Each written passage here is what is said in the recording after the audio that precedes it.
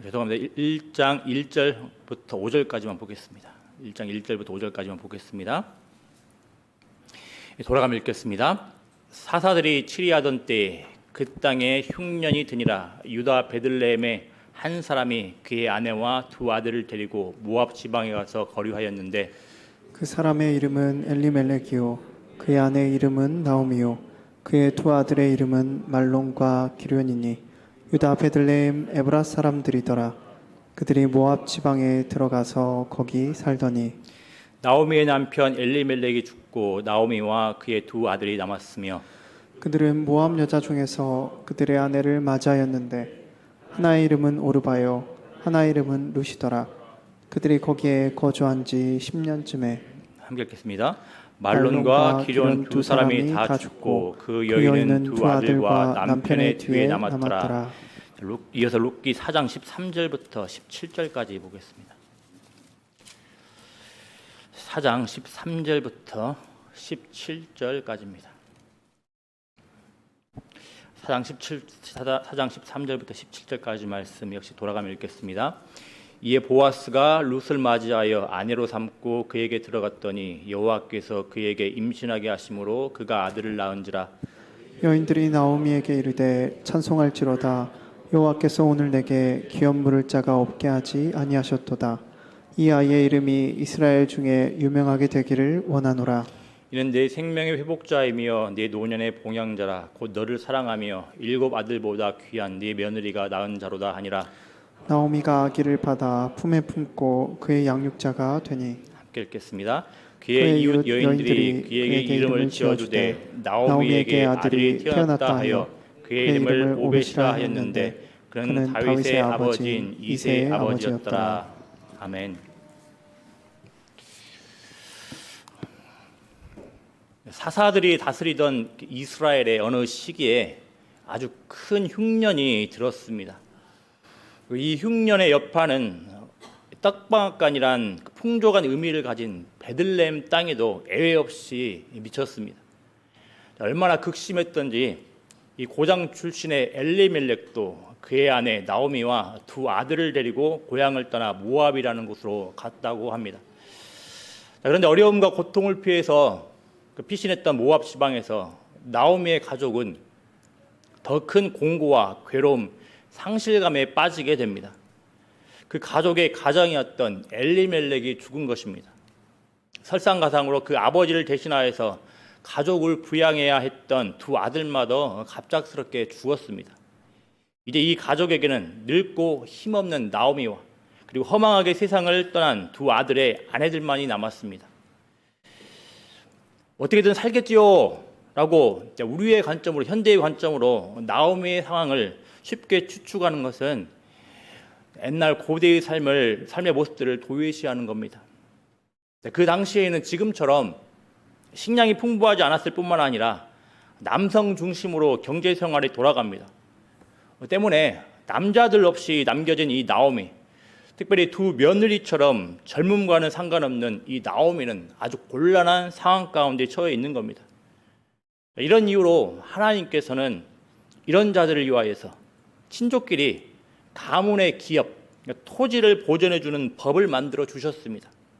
그것이 룻기에서 기업을 모르는 걸로 나타난 겁니다. 예를 들어서 첫째 아들이 결혼을 하고서 자식이 없이 죽게 되면 이 첫째 아들의 동생이 형수와 결혼을 해서 낳은 아들로 인하여서 형의 기업을 이어주는 겁니다. 이름으로써 덕분에 과부로 남겨진 첫째 아들의 아내는 경제적, 사회적 보호를 받게 되는 겁니다. 그런데 나오미는 어떻습니까? 이미 새 결혼을 하기에는 너무나 늙어버렸습니다. 그리고 두 아들이 다 자손을 남기지 않고 죽었기 때문에 남겨진 며느리들이 다른 형제들을 통하여서 기업을 이을 기회도 없습니다. 어떻습니까? 이렇게 나오미의 상황은 공공하게 그지없는 상황인 겁니다. 그렇기 때문에 함께 이스라엘로 가겠다는 며느리들을 간곡하게 만류를 하는 겁니다. 과연 이 나오미의 앞날은 어떻게 되었을까요? 나오미의 결말은 룻기 4장 13절부터 17절에 잘 드러납니다. 그런데 이게 웬일입니까? 다 잃어버려서 빈손인 나오미를 향하여서 동네 여인들이 뭐라고 노래를 부릅니까? 14, 15절을 한번 보겠습니다. 14절, 15절입니다. 같이 한번 읽어보겠습니다. 14절, 15절입니다. 여인들이 나오미에게 이르되 찬송할지로다. 여호와께서 오늘 내게 기업 물을 자가 없게 하지 아니하셨도다. 이 아이의 이름이 이스라엘 중에 유명하게 되기를 원하노라. 이는 내 생명의 회복자이며 내 노년의 봉양자라. 곧 너를 사랑하며 7 아들보다 귀한 네 며느리가 낳은 자로다 하니라. 아멘. 여호와께서 며느리인 룻을 통해서 나오미에게 기업 물을 자를 주셨다고 합니다.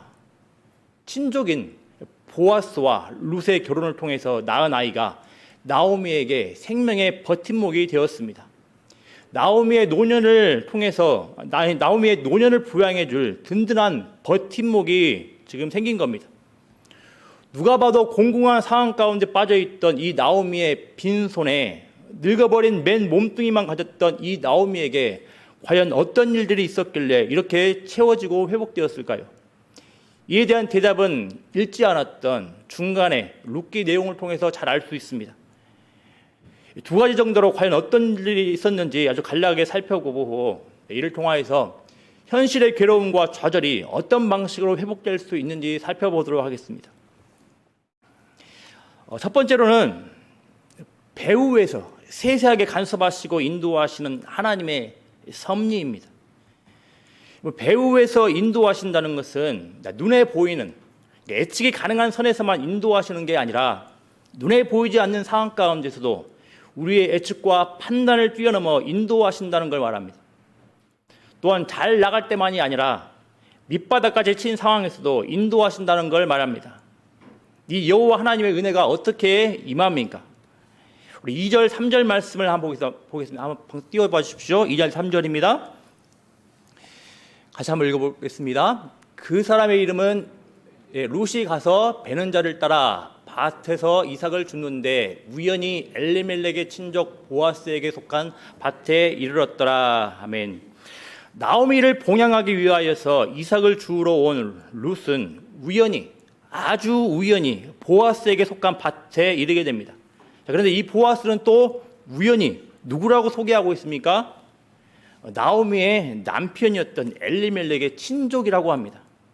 뿐만 아니라 그냥 스쳐 지나가는 뜨내기 이방 여인일 수 있는 이 룻을 보아스가 또 보게 되었다고 합니다. 그리고 잘 아시는 대로 2차 절차에서 룻은 보아스와 결혼하게 됩니다. 여러분, 과연 이게 우연일까요?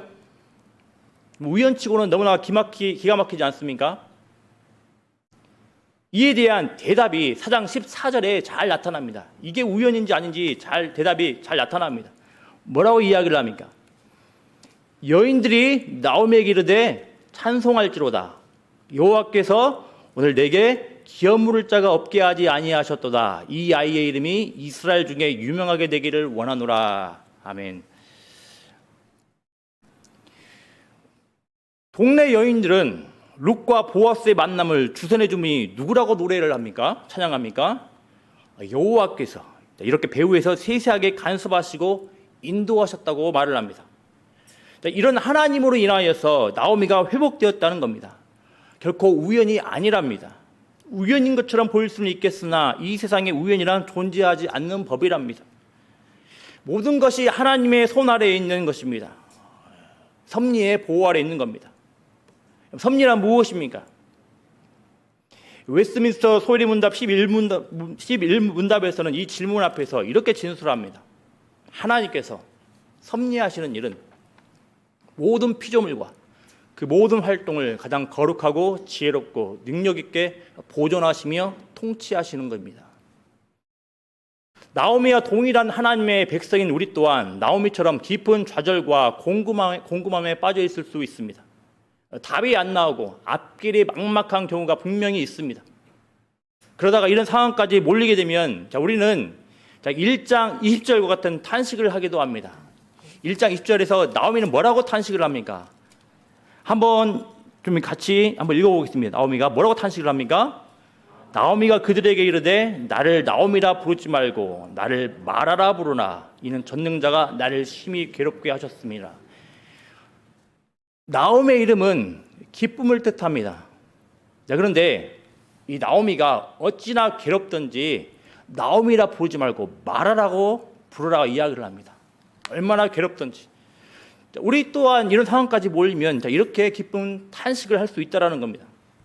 하지만 이것은 눈에 보이고 예측이 가능한 상황에서 나오는 우리의 생각이라는 걸 명심하시길 바랍니다. 배후에서 역사하시며 그분의 백성들을 보호하시는 하나님의 섭리가 있음을 기억하시길 바랍니다. 여호와 하나님의 생각은 우리의 눈으로 다 보기에는 너무나 높고 넓습니다. 그 깊이는 헤아릴 수가 없습니다. 여호와 하나님은 주님이십니다.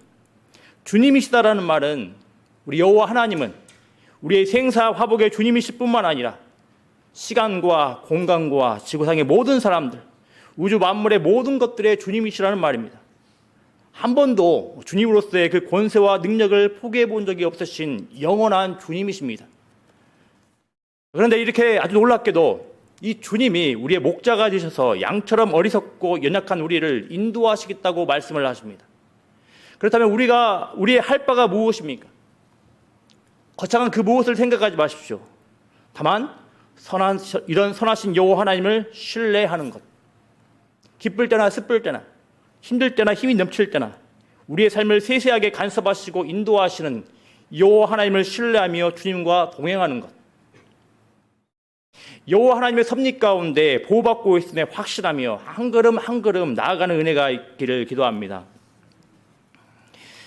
두 번째로는 우리 여호와 하나님께서는 간섭하시고 인도하시되 그분의 백성들을 인애로 인도하십니다. 인애란 언약 가운데 주어진 조건 없이 베푸는 친절과 자비를 말합니다. 여호와 하나님께서 나오미에게 은혜를 베푸셔서 회복시키시는 과정을 한번 봐보십시오. 어떤 기적적인 체험들이 있었습니까? 없습니다. 평범한 방식으로 인도하셨습니다. 그 평범한 방식은 어떤 거겠습니까? 바로 사람입니다. 룻과 보아스의 모습을 보십시오. 먼저 모압 여인이었던 룻은 어떻습니까? 그 시어머니를 떠나서도 될 상황이었지만 떠나지 않았습니다. 심지어 죽는 일 외에는 나오미를 떠나지 않겠다고 또 맹세를 합니다. 모압 사람이라는 자기 정체성을 버려가면서까지 나오미를 따르겠다고 맹세를 합니다. 이런 모습은 그저 일시적이고 충동적인 고백은 아니었습니다. 이 고백은 실제로 나오미를 향한 헌신적인 부양으로 이어지게 됩니다. 그리고 나오미의 의견을 따라서 가문의 기업을 이어줄 보아스와 결혼을 하게 됩니다. 또 보아스는 어떻습니까? 이방 여인인 룻에게 인애를 베풀어 룻과 나오미의 생계를 돕습니다. 여호와 하나님의 언약 백성임을 기억을 하고 언약을 따라서 보호받을 권리를 지닌 약자들에게 친절과 자비를 베풀었습니다. 말로만 언약을 이야기하지 않고 구체적으로 이삭을 남겨두어서 과부와 같은 사람을 도우라는 하나님의 말씀에 충실히 순종하고 있습니다. 그것도 정해진 것만큼만 돕는 게 아니라 정해진 것 이상으로 인애를 베풀고 있습니다. 뿐만 아니라 보아스는 손실을 감수하고서 인애를 베풀고 있습니다. 보아스는 문맥상 엘리멜렉의 친족이긴 했으나 먼 친척인 걸로 보입니다. 더구나 그보다 앞선 다른 친족도 있었습니다. 하지만 보아스는 손실을 염려하여서 기업 무르기를 거절했던 앞선 친족과 달리 손실이 발생할 수 있음에도 불구하고 룻에게 인애를 베풀고 있습니다. 그 결과 나오미의 생명이 회복되는 은혜가 있게 된 겁니다. 여호와 하나님께서는 그분의 선하신 뜻을 이루어 가실 때 일반적으로 사람들을 통해서 인도해 가십니다. 특별히 그분의 백성들이 하나님의 말씀에 순종하고 인애와 사랑을 베풀며 살아갈 때 이런 과정들을 통하여서 잃어버렸던 생명을 회복시키십니다. 슬픔 대신 찬송을 주십니다. 상실로 인하여서 뻥 뚫려버린 그 마음을 기쁨으로 채워주십니다. 이 사실을 안다면 하나님의 백성이라 불리는 자들은 소망의 메신저라 할 수 있을 겁니다. 우리가 하나님의 말씀에 순종하여 고통받는 이웃들에게, 그리고 친구들에게, 그리고 교회의 형제 자매에게, 주변 사람들에게 베푼 인애와 사랑이 은혜의 통로가 되는 겁니다.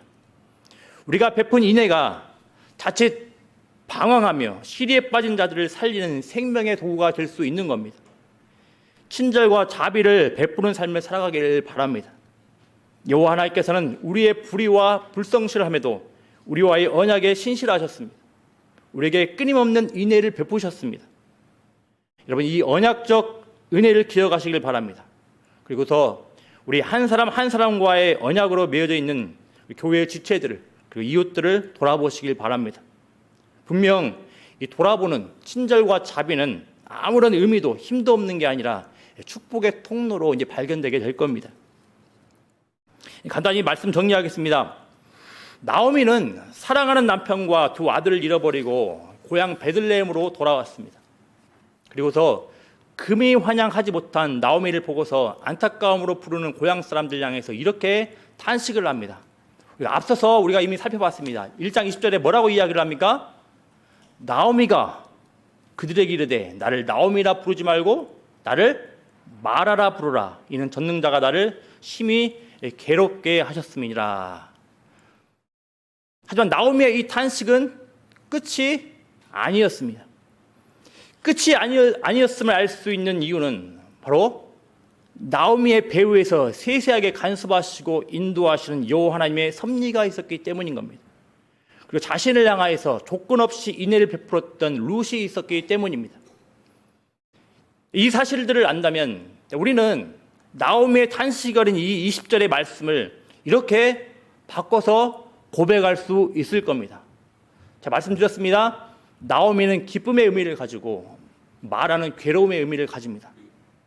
그런데 우리는 어떻게 바꿔서 이렇게 고백을 할 수 있겠습니까?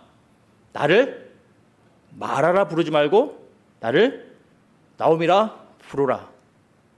혹여 말할 수 없는 아픔으로 우리 자신에 대하여서 마라라 부르고 싶을 때 우리 자신을 향하여서 나오미라 부를 수 있는 근거인 여호와 하나님의 섭리와 인애를 기억하시길 바랍니다.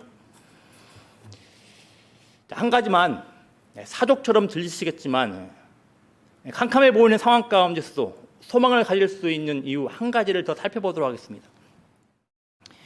오늘 본문 4장 17절에서 우리는 이미 나오미의 이웃 여인들의 찬양을 들었습니다. 자, 그런데 주목할 점이 한 가지 보입니다. 바로 17절 말씀의 그 중반 이후의 말씀을 보면 룻을 통해 얻게 된 나오미의 아들의 이름을 오벳이라 밝히고 있고, 그리고 이 오벳을 다윗의 아버지인 이새의 아버지로 소개한다는 겁니다.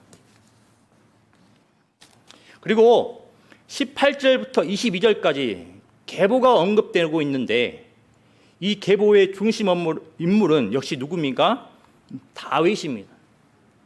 왜 뜬금없이 룻기는 이웃 여인들의 찬양으로 끝맺지 않고 다윗이라는 인물로 연결되어서 마무리 짓고 있을까요? 이것을 이해하기 위해서는 사사기, 룻기, 그리고 사무엘서의 큰 문맥 흐름을 우리가 봐야 합니다. 다들 아시는 것처럼 사사기는 왕이 없어서 종교적, 사회적, 문화적으로 완전히 부패하고 타락한 이스라엘의 모습을 적나라하게 보여주는 책입니다. 과연 저런 자들이 하나님의 백성이라 할 수 있느냐? 거론하기도 힘들 만큼 이스라엘은 아주 악했으며 소망이라고는 눈꼽만큼도 찾을 수 없었습니다. 그리고 사사기는 이런 현실에 대하여서 이렇게 평가를 하고 마무리 짓습니다. 그때 이스라엘에 왕이 없으므로 사람이 각기 자기의 소견에 오른 대로 행하였더라. 어떤 점을 강조하고 있습니까? 이스라엘에 왕이 없는 상황을 강조하고 있습니다. 그런데 왕이 없는 이스라엘에 왕이 세워집니다. 바로 사무엘서에서 먼저 왕을 세우는 사무엘이 등장하고 이 사무엘을 통해서 사울이 세워지고 그리고 다윗이 세워집니다. 바로 룻기는 사사와 사무엘서 사이에 위치하여서 왕이 없어서 암흑 상태와 같았던 이스라엘이 어떻게 회복될 수 있는지를 기업을 상실한 나오미 그리고 이방 여인 룻, 보아스를 통하여 보여주고 있는 겁니다. 어떻게 이스라엘은 회복될 수 있습니까? 답 안 나오는 절망적인 상태 가운데 있던 이스라엘이 어떻게 회복될 수 있습니까? 이에 대한 답변이 무엇입니까? 다윗과 같은 왕을 통해 회복될 것입니다. 하지만 뭐니 해도 자신의 백성들과 맺은 언약에 신실하신 참된 왕이신 여호와 하나님의 은혜와 자비로 회복되는 겁니다. 여호와 하나님께서 자신의 백성들을 사랑하셔서 놀랍지만 지극히 평범해 보이는 방식으로 왕을 세워 가십니다. 그리고 잘 아시는 것처럼 이 여호와 하나님께서 다윗의 후손으로 오실 왕 예수를 이 땅 가운데 보내주셨습니다. 2주 전에 우리는 사탄의 주요 괴계가 다음 세대를 없애는 것에 있다는 것을 우리 살펴봤습니다. 그 중에서도 사탄의 주요 전략은 바른 예수를 접하지 못하게 하고 믿지 못하게 한다는 것을 살펴봤습니다. 그래서 저번 주에는 우리가 믿는 예수님은 대속물이 되셔서 자신의 백성들을 섬기시는 분임을 살펴봤습니다. 사단은 예수님을 단순히 우리의 소망과 꿈을 이루어주는 분, 단순히 우리를 훌륭한 사람으로 만들어주는 분으로 제한시키고 왜곡시킵니다. 하지만 예수님은 어떤 분이셨습니까? 우리의 대속물이 되시고서 우리에게 자기 부인을 요구하시는 분임을 살펴봤습니다. 또 오늘 본문을 고려를 하면 사단은 다음 세대, 더 나아가서 하나님의 백성들이 어떤 상태에 처하도록 몰아가겠습니까? 실패와 좌절, 절망의 수렁에서 헤어나오지 못하도록 계속해서 주저앉힙니다. 끊임없이 사탄은 참소하며 이간질합니다. 이제 너는 끝났다. 거룩하신 하나님께서 너 같은 무력하고 무능한 자에게 완전히 지치셨다. 이제 너의 교회는 끝났다. 이제 미래는 없다. 다음 세대는 없다. 과연 그렇습니까? 아닙니다. 오늘 말씀을 통하여서 살펴본 차마 하나님의 백성이라고 말하기도 부끄러운 이스라엘을 버리지 아니하시고 소망으로 이끄신 분이 누구셨습니까? 여호와 하나님이십니다. 여호와 하나님께서는 자신의 언약 백성들을 향한 관심을 거두지 않으시는 분이십니다. 문제는 이 여호와 하나님께로 돌이키지 아니하고 이 여호와 하나님께로 나아가지 않고 계속해서 절망 가운데 주저앉아 있는 겁니다. 여러 가지 반감과 여러 가지 냉소적인 반응으로 주저앉아 있는 겁니다. 이러저러한 상황과 환경, 여건 등의 이유를 들어놓고 계속하여 주저앉아만 있는 겁니다. 여러분 꼭 우리의 다음 세대들이 우리의 절망도 우리의 그 어떤 연약함도 그 어떤 실패도 훼손할 수 없는 여호와 하나님의 언약적 사랑을 체험할 수 있도록 기도해 주시기 바랍니다. 어떤 것으로도 결코 끊을 수 없는 언약적 은혜를 깨닫고 누릴 수 있도록 기도해 주시기 바랍니다. 암흑 상태에 빠져있던 이스라엘에게 언약적 은혜를 베푸시고 우리의 왕 예수를 보내주신 여호와 하나님을 알아가도록 기도해 주시길 바랍니다. 여러분 다음 세대들이 시대의 분위기에 편승하여 아무런 소망이 없다고 성급하게 결론지으며 살지 않도록 기도해 주시길 바랍니다. 소망이라고는 먼지만큼도 안 보이는 이스라엘을 세세한 섭리하심과 인애를 따라 돌보시는 여호와 하나님께 소망 가지고 살아가도록 기도해 주시길 바랍니다. 다음 세대들이 룻과 보아스의 사랑 이야기 이면에 있는 자신의 백성들을 향해서 끊임없이 은혜를 베푸시는 여호와 하나님께 주목할 수 있도록 기도해 주시길 바랍니다. 우리 찬양하겠습니다. 찬송가 370장 찬양하겠습니다.